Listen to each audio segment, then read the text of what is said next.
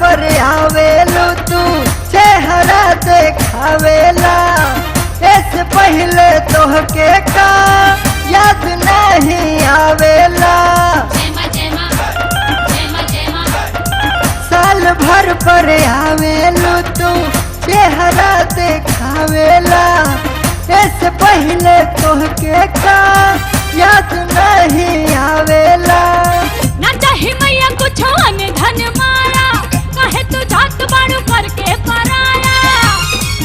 अरे बबुनी कह के हमरो के पुकारी।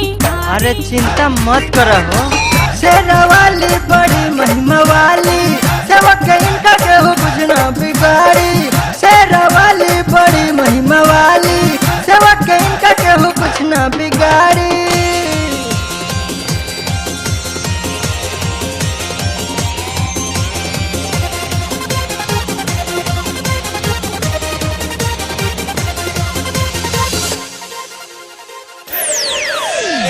तोहरा दुलार से नहीं भरल बा अभिमानवा।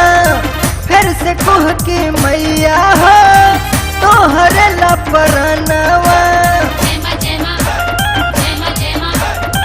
तोहरा दुलार से नहीं भरल बा अभिमानवा।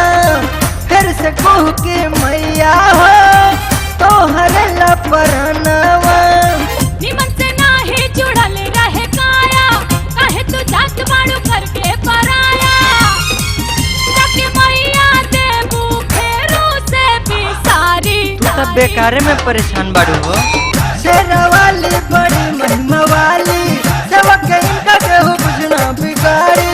शेरा वाली बड़ी महिमा वाली, सबक इनका केहू कुछ ना बिगाड़ी।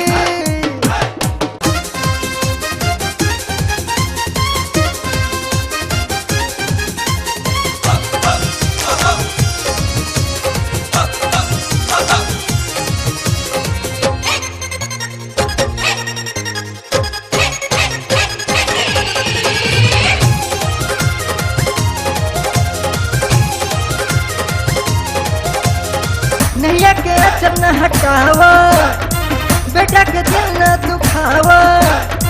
बनना ऐसे कठोर तू मैया हो ना तड़पावा। नैया के अचर न हटावा, बेटा के दिल न दुखावा। बनना ऐसे कठोर तू मैया हो ना तड़पावा।